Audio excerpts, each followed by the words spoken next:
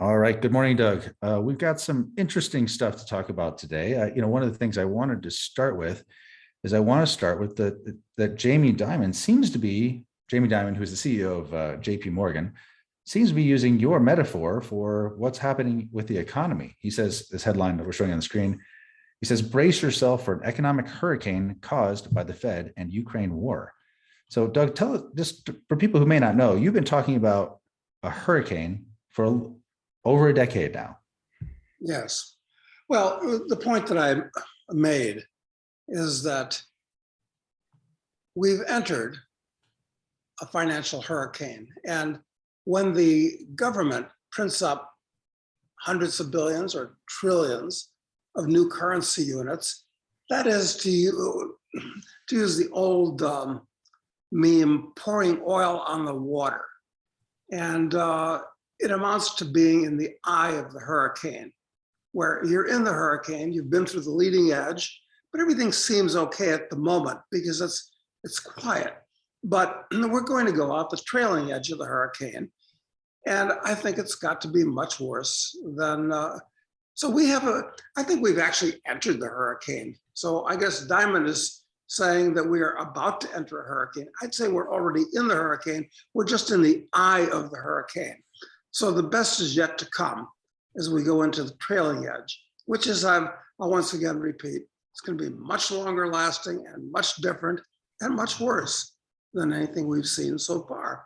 But it's nice to see that, in this picture that you've got of Diamond, here he's a master of the universe. Yep. He's on Wall Street.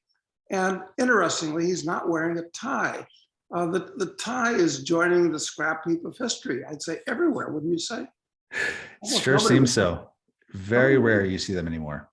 No, they don't. And even in Buenos Aires here, which has always been a very formal city in the past, in a dinner group that I'm a member of down here called the Round Table with 8 Brits and 8 Argentines and 8 Americans, and everybody presents a paper every month and puts on a dinner for the other members and so forth. And in the past, it's always been a suit and tie thing. And now it is just a jacket and tie thing, not suits anymore necessarily. And this is like a change in a 120-year-old tradition. So the world is becoming much more informal, it would appear, as well. Yeah, and we'll talk more about kind of the cultural changes in this essay you published just today in International Man. We'll talk about that at the end, because I think that trend it's one of the things you see within that. But just quickly with this hurricane metaphor, the biggest thing my remembrance is that we entered the hurricane in the global financial crisis back in 2007, 2008, and it was bad. And then everything seemingly got better. And so that was the eye. And basically what we're starting to see again is us coming out in the leading edge of, or the other side of the hurricane. Now, Diamond wonders, he said, I used to think there was storm clouds, but I'm going to change my mind. It's actually a hurricane, he says. And he says, while conditions seem fine at the moment, nobody knows if the hurricane is a minor one or if it's Superstorm Sandy. So Doug, what would be your guess on that? What would you? Maybe it's like the great red spot on Jupiter, which is considered to be a Jupiter-sized hurricane, actually. I mean, I think everything that could go wrong in the world potentially can go wrong just about now. And I hate to use common memes that have everybody uses them, and therefore they've lost their impact. But it's like a perfect storm from that movie. Yeah, it really is. It really is. Okay. I mean, everything. The financial world, greatly over leveraged, greatly over financialized. The average guy, up until quite recently, got involved with everything from goofy options trading programs where the public always gets killed, to meme stocks, to I mean SPACs, NFTs. NFTs, every possible permutation of financial speculation has been used. And it's in good measure because of the trillions of currency units that the government has created. And then we go to the economic area, which is really much more important than the financial area. And there have been huge distortions created in the economy. There's no manufacturing in the US anymore. It's all been exported for very good reasons. Foreigners work for less labor, labor costs are less, the regulation costs are less.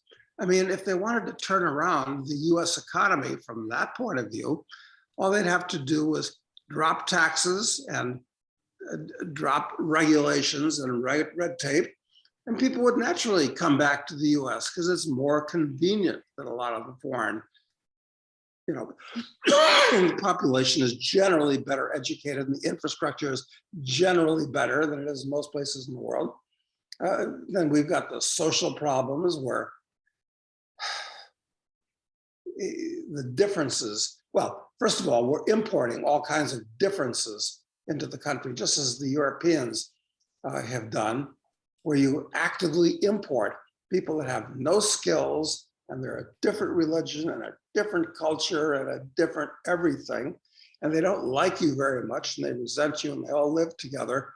It's not like it used to be when we used to, in the United States, get the people that were most self-improvement oriented, that were leaving places like Italy and Germany and Russia and God knows where, because they were getting away from the stultifying old world to a place where it was free. They got nothing, arrived with nothing, and lived like dogs to start with.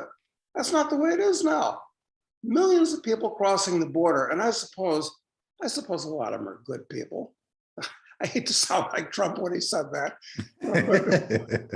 but still, these people arrive here and they're given everything from baby formula to credit cards to phones to being shipped for some reason to, you know, places in the hinterland, and I guess given a place to live because they're not living under bridges.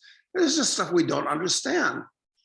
So Right. That's changed. We've got a sociological time bomb building and a political time bomb where the red people and the blue people hate each other these days. I mean, it's much worse than it was in the 60s. It was like a genuine culture clash back then, but this is much, much worse, compounded. And of course, we've got a military element. Unlikely a nuclear war with Russia, very unlikely, or for that matter with China. But I think the next war will have a nuclear element, but it's mainly going to be a cyber war and a bio war. So that's building up too. So yeah, I'd say it's kind of a perfect storm. So yeah, I think Jamie's right. And I think we're in the eye of the storm. We're not entering the hurricane. We're already in the middle of it. And the best is yet to come. So Best is yet to come. Yeah, Jamie has got hundreds of PhD economists that are shuffling papers for Morgan and Citibank and all these things. All these people do, but the Federal Reserve has hundreds of economists too. And what good do they do? I'd say about zero. Yeah, you know, Doug, I know he's known as a master of the universe, but I think at this point, he's kind of a master of the obvious. There's something bad coming. Right. Pretty safe statement on Jamie's part. Okay, so let's talk about inflation a little bit because, you know, let me actually share this article here real quick in Bloomberg. You know, what we've seen recently with, well, I guess what I was always have been used to over the last decade is kind of the Fed put. You know, the Fed would do whenever the markets would sort of, they'd raise rates a little bit, and you know they would freak out the markets, and they would step in and kind of, you know, add some support to it if whether it's just jawboning or in practice, you know, actually supporting the markets.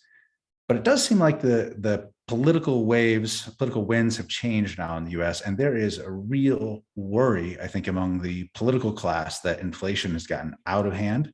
And while they denied it for a long time, now they're accepting it, they're seeing what it is, and I think it's scaring the hell out of them. And so I think if the political pressure before may have been to keep asset prices high, I think, especially going into an election, it's to try and do whatever they can to bring down inflation. So what will that mean if that is in fact a major change, that the Fed's approach to it will be fundamentally different? What will that mean for the capital markets? Well, one meme that we've had out there for a long time is you've got good inflation and bad inflation. Right. All inflation is bad. Yeah, of course. Because it's a debasement of the currency. But the good inflation jams asset prices higher, where retail prices don't go up so much. But asset prices have been coming down recently. I'm wondering, actually, if at some point the stock market and the bond markets get really seriously ugly, where they start to jeopardize big banks and brokerage firms and pension funds and hedge fund managers, where they're usually all long. It's funny, hedge funds used to be called hedge funds because they were hedging against a bull market. But today, hedge funds, it's just a term for giant money management organizations. Anyway, I'm just wondering at this point if the Fed won't actually step in and buy stocks. Like they've done this in Japan, they've done it in a couple of other countries where the central bank, to prop up the stock market, buys stocks. Well, we know at the start of the pandemic, they bought junk bonds. They bought ETF junk bonds, even BlackRock's ETF junk bond ETF, they bought directly in the market. So we know they did that at the beginning of the pandemic. So is it possible that they could raise rates and then buy stocks to try and keep them both, to try and slow down inflation a little bit, but then also, keep asset prices up? Is that something they would do? Well, it seems like a possibility because, before they,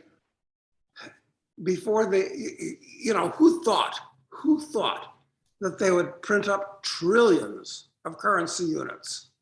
I mean, when this crisis started 10 years ago, and then Build Back Better and the COVID nonsense and all this type of thing, who thought that they'd print up that much money that quickly? Well, that was a surprise. And who thought that these central banks all around the world, I remember years ago, I was talking with Jim Dines, the late great Jim Dines, RIP, and we were just talking, and he said, "Well, there's only one thing I can guarantee you, and that's that interest rates aren't going below zero." And he was right. I said, "Yeah, I certainly agree with that," because it seemed like it was metaphysically impossible, but they did it. So they've done these two things before. So what other arrows, if any, do they have left in their quiver? Well, I didn't think of those two arrows of, trillions of dollars all of a sudden and less than zero interest rates. So what's the third thing that they could do? The only thing I can think of is do what they're doing to try to tamp down retail inflation, which they're going to have a hard time doing because of supply chain problems and so forth. But buy stocks to keep the stock market up and head off corporate bankruptcies and pension fund failures and the average guy losing his shirt in the stock market. Yeah, I think the Fed, there's a good chance that they'll actually buy stocks. Interesting. Okay. And then I guess there's always still the helicopter money approach where, what we haven't had the direct payments from the Fed to US people yet. It's still going through legislation where certainly lots of money was given out in the past couple of years. But if things, there's more of a you think there'd be more of a reason to do that today than there was a couple of years ago, as these prices get out of hand and people literally cannot afford to put gas in their cars at these prices. Well, that's right. And of course, the idea of a guaranteed annual income has been floated now for a couple of years. And the idea of an account directly with the Fed where you use a new Fed dollar that all comes into your iPhone where everybody's got a Fed account.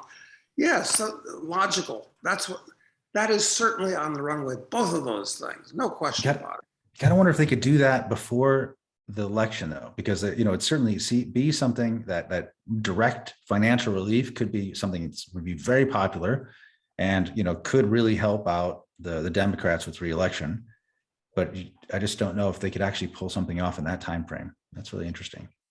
Well, I'm convinced that these people in Washington now, I've said this so many times before, but they are exactly the same psychological and philosophical makeup as all these people of the past that have created these horrible revolutions, French Revolution, Russian Revolution, Chinese Great Cultural Revolution, and so forth. They're the same type. They have control. And it's funny, somehow a video, I don't know where I saw this, where they had somebody in the White House, it must have been on Tucker Carlson, because I usually watch Tucker Carlson down here to get news from the US down here in Buenos Aires, where I am at the moment.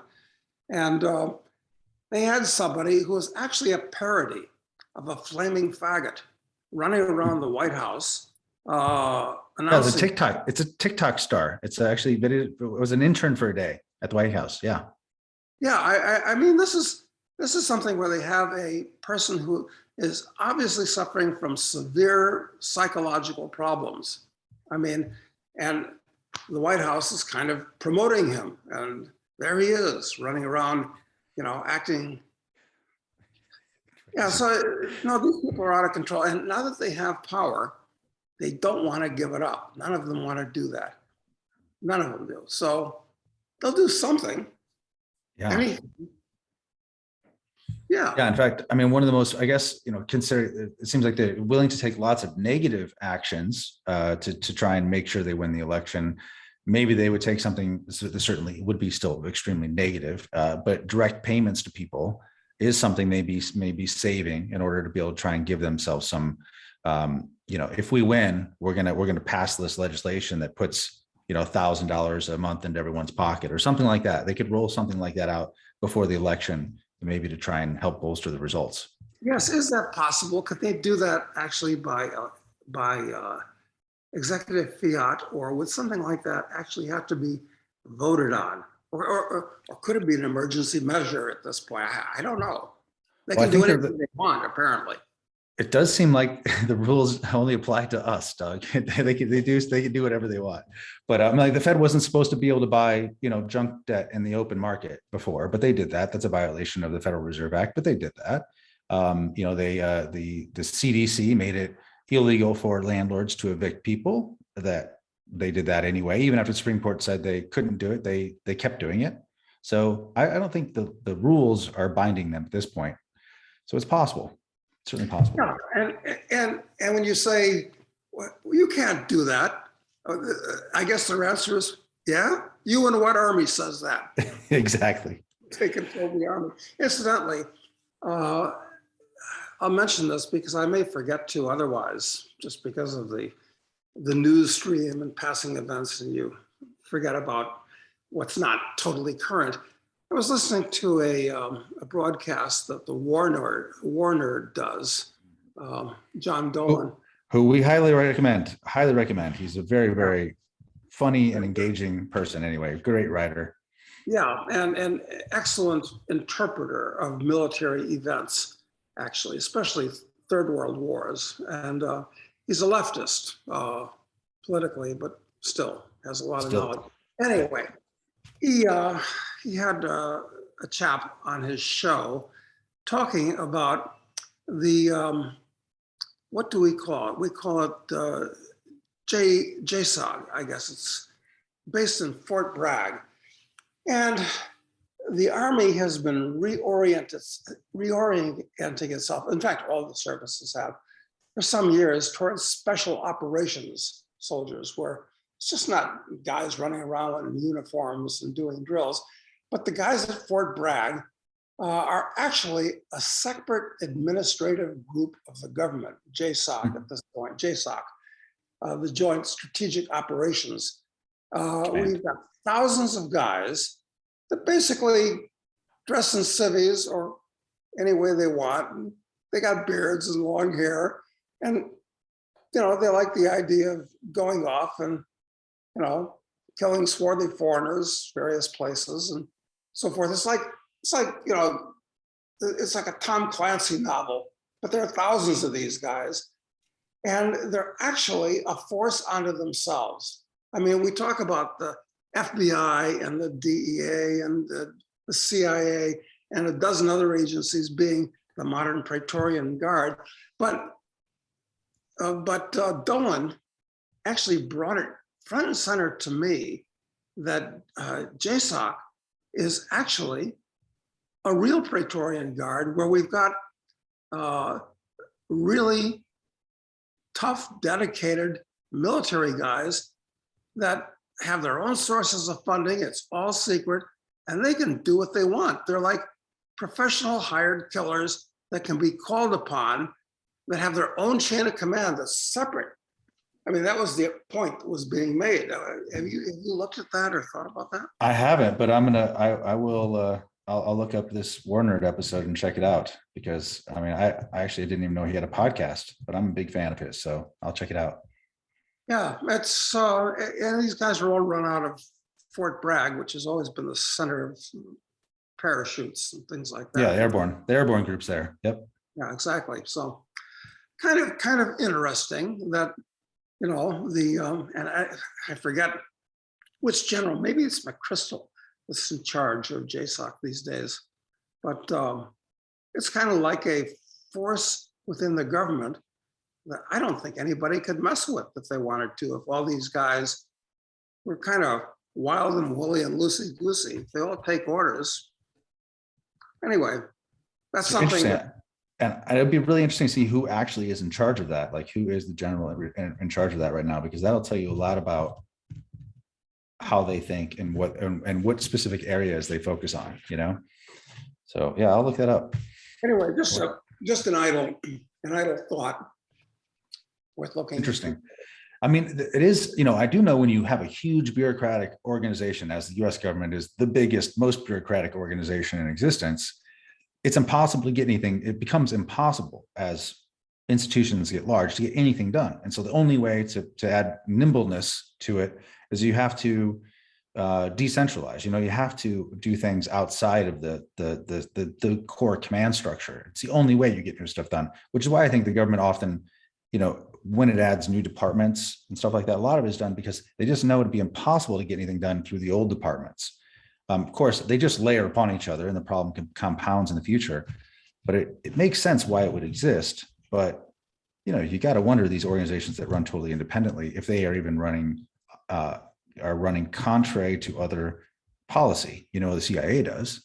So and I think the FBI does too. So it's going to be interesting to see what they do. Yeah, and I'm certain that all of these outfits are actually self-funding at this point, where guys up at the top figure that, we've got the veil of secrecy over what we do, national security, and things can get pretty out of control pretty soon. They become within governments. That's what's happening, I think. Right. And talk about how things can get out of control. You did predict this when we were talking about all the weapons hoard that was being sent to Ukraine. Well, we already have evidence that Western weapons are being smuggled from Ukraine into Syria. For these, within this Telegram channel, they were selling Javelin missiles for $15,000 a piece in Syria.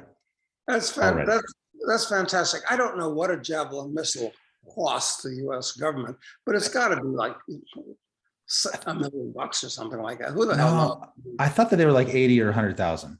Oh, that's cheap. Like that. Really? Yeah. Oh, okay. Well, you can never tell in an era of, $100 screwdrivers and $500 oil things. You just don't know.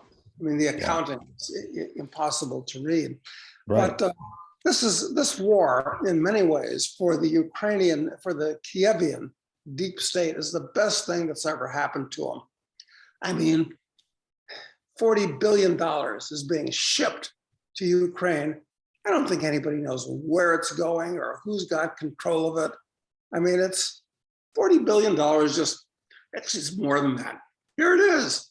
And where does it go? I'm sure that, you know, every Ukrainian major or sergeant, or forget about the generals, they're all looking to, you know, retire on what they're going to make. Well, they want their Miami house like Zelensky. You know, they figure they deserve it as much as he does.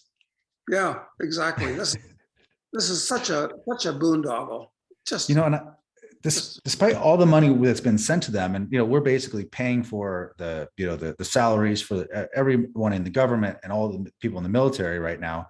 But also, I saw something. I don't have the article in front of me, unfortunately, but I saw something, I think yesterday, the day before, that the ECB approved sending 8 billion euros immediately to Ukraine to provide them with liquidity.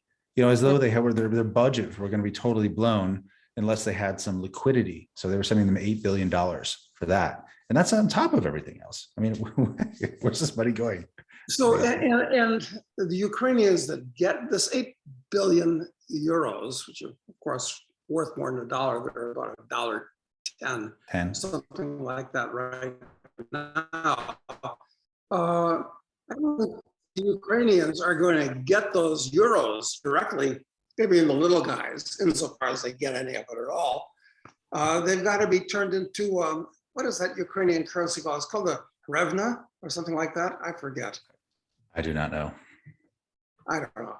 You know, it's another one of these dog shit currencies. So does it go into the central bank and you know, people bleed it off from there wherever they can, and then they pass out some of the local currency. This is all a black box where it's so chaotic. It's so chaotic. It's like, well, do it now and think about it later. Nobody knows what's going on. It's intentionally, it has to be intentionally that way, Doug. It is intentional. I mean, Rand Paul tried to have added some inspector general oversight to the $40 billion bill that went through recently. And so he delayed the passing of that bill for a week by introducing that amendment, but it got denied. And so there's no oversight. It's just shoveled into money heaven. Well, and you can't put in oversight when you're dealing with something like this with these kind of people, because if whoever the inspector general was started taking it seriously, he would get threats to himself and to his family to back off. And there are threats from these people that you'd have to take seriously. Yep, no doubt about it. No doubt about it. So let me show you one other thing here that's kind of interesting. You know, the whole dollar system, the global dollar system is certainly, it seems, fallen apart in some ways. And obviously that happens when, you know, when the US stole the foreign reserves of the Russian central bank, it's, you know, and they had all these new sanctions that make it so that people can't transact with Russia in US dollars. So people are coming up with creative solutions for this. And I found this very interesting. I'm surprised that two major powers basically bartering to simply get around the US sanctions. So India bartering with Russia. India needs fertilizers, and in exchange, they're sending tea, raw materials, and auto parts to Russia. What do you make of the barter system comeback? Is that a surprise? Well, the first thing that strikes me is why are national governments involved in this stuff? I thought this is something that corporations and individuals did, not government bureaucrats. That's a good point. So let's say the Indians barter and get, you know, 1,000 tons of fertilizer. Well, then who gets it from the Indian government? This is crazy. I mean, once again, we get back to this idea of governments themselves are the most disruptive and destructive forces on the face of the planet. If we lived in a reasonably rational world, a Russian and an Indian businessman would just make a deal between themselves, and they'd have a reasonable currency they could use. But you can't use either Indian rupees or Russian rubles. I mean, The Indians don't want the rubles and the Russians don't want the rupees. I mean, these are worthless dog shit currencies, unstable. Anything could happen to them. That's why people use gold, because you don't have to trust the other guy. So this is just all screwed up on many different levels, not just that one that you mentioned quite correctly, I think. Well, here's another one. I don't know if you saw this, but piracy is back. Piracy is back. So the U.S. seized a. Yeah, I know. I know this is the good news. So the U.S. with the Greeks seized an Iranian tanker. Okay, then a few weeks later, the Iranians say, "Let's go get some Greek tankers." So now they're back at it, and they have now stolen a Greek tanker. And this is video of them basically overtaking the tanker and keeping it for themselves. So, but the U.S. started all this clearly by stealing the Russian money, and then by encouraging the Greeks then to go after the Iranian ship that may have had Russian oil in it, violating sanctions. That's interesting. These videos are great. So JSOC from Fort Bragg is going to have its hands full, just exactly involving piracy in the future. And I'm sure some of the guys there are going to say, you know what, we can do a lot better. Let's just keep this for ourselves. Yeah, exactly. Exactly. So it's amazing. Everything's falling apart. Yeah, when things fall apart, property rights aren't recognized on any basis at all. And frankly, since the fish rots from the head on down, I mean, people are finally going to start saying, wow, well, if they can do it, why can't I do it? That's exactly what you're seeing on the nation state level, and you got to figure it's going to happen and also you see this breakdown of civil order with these brazen thefts and these brazen attacks in the U.S. And so people going into a Walgreens with a garbage bag and just cleaning out the shelves, right? It's just that same sort of thing where it's just the fabric of respect for private property is just completely collapsing. But the tankers certainly make for better video. Yeah, I mean, where are the Somalis at this point? I'm sure they're watching us and, oh yeah. Well, they're time to get back in the business. They're kind of like stealing our gig. Let's get back into it now. Exactly. It's amazing. It's amazing. I thought you'd appreciate that. In today's International Man, did an essay, and I made a reference there to a series of paintings that were done. I'm a big fan of artwork and buying stuff I like occasionally. But there was an artist about 200 years ago. It was called the Hudson Valley School. And his name was Thomas Cole. Yes, there it is. And oh, good. I didn't even know that Mona had reproduced that. Oh, that's very good. So he did a series of 5 paintings called the Course of Empire.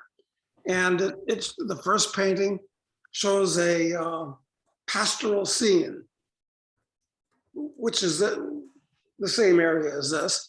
And then the next one, things get better and build up, and then the peak.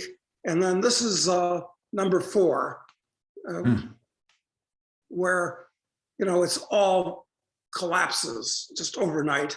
And then number 5 is the ruins. Like you go to the Colosseum and they're just ruins. There's no activity or anything like as there is in this one. But anyway, it's kind of like that, it's all cyclical. It does feel like.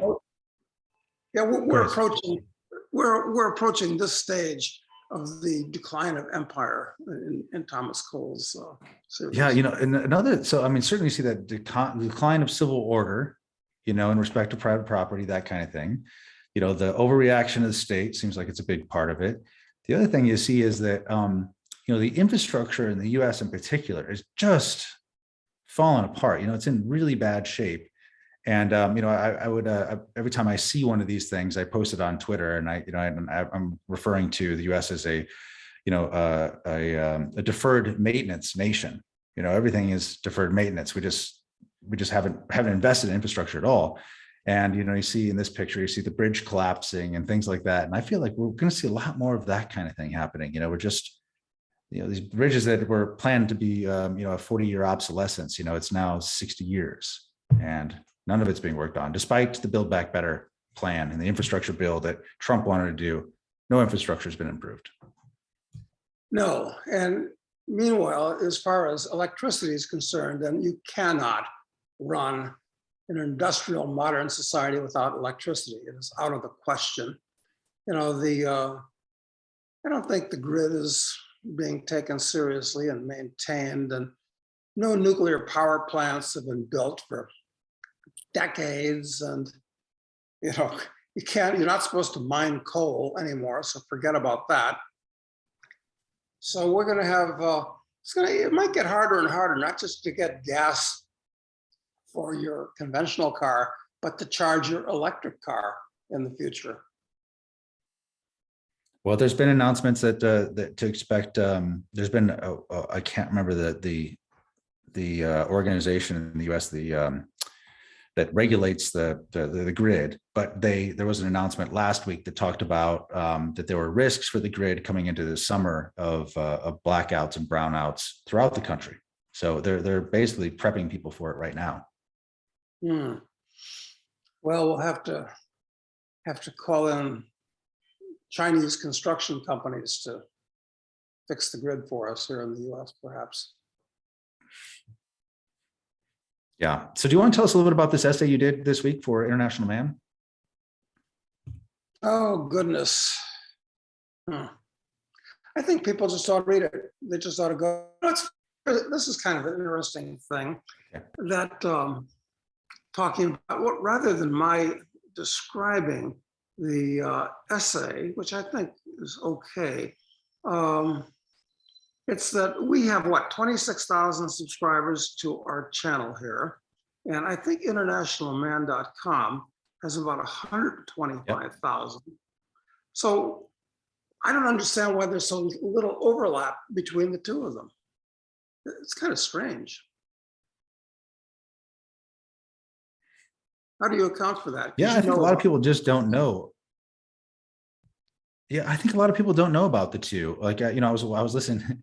We could do a better job of telling people about International Man, and I'm sure International Man could do a better job telling people that that they can find these podcasts with you, multiple times a week. But even the podcast you had with George Gammon the other day, George was legitimately surprised that you had a podcast. He's like, "Wait, what?" And you've been on his show 4 times in the last year and a half, and he didn't even know. So it's just people don't know. Yeah, what we got here is a failure to communicate. Yes, I accept responsibility for that. Yeah. It really is kind of funny because we're in the communication business, and communication actually is one of those things that's critically important between people. If we can't communicate with each other, then we're all, it limits specialization and division of labor, and civilization itself is all about communication. So it is kind of odd. It is. Well, I think part of it is definitely my responsibility for not being not wanting to feel like I'm self-promoting, and asking people to make sure that their audiences know about it. So that's my fault, and not being more willing to do that, which I should do. I'll do better at that. Well, I know I fall down that way too. I mean, it does seem kind of unseemly to self-promote.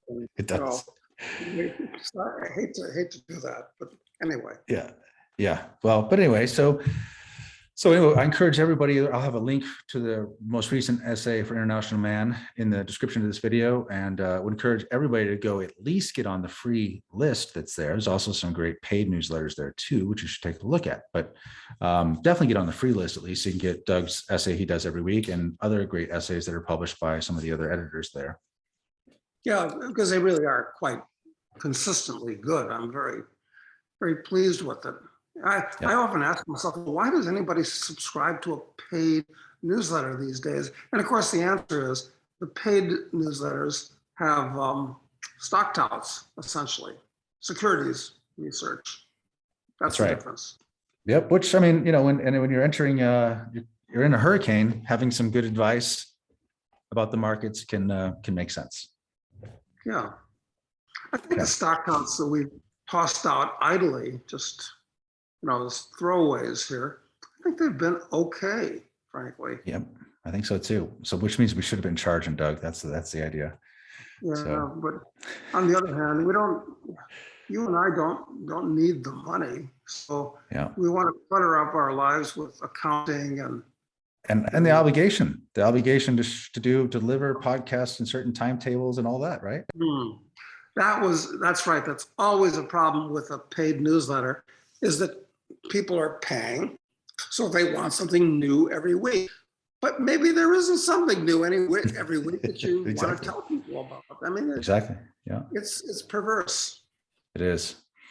It is. Okay.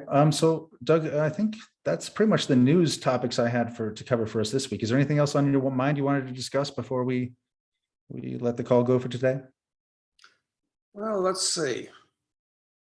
Looking at just all the markets around there right now, at this point, I remain bearish on stocks, bearish on bonds, remain bullish on gold and silver.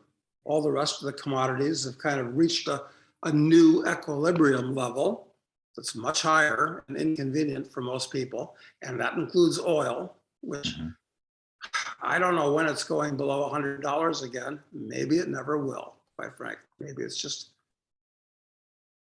gone up there and it's a new equilibrium level. It's like that house that used to cost $100,000 and now costs $400,000. Is it ever going back to 100,000? Probably not. Hard to imagine. Hard to imagine. Yeah. Okay. All right. Well, we'll leave it there, Doug, and we'll plan on being back on Friday with viewer questions. If you have questions, join our Telegram group. I'll solicit the questions there, and we'll get through as many as we can on Friday. So thanks a lot, Doug. We'll talk to you then. Thanks.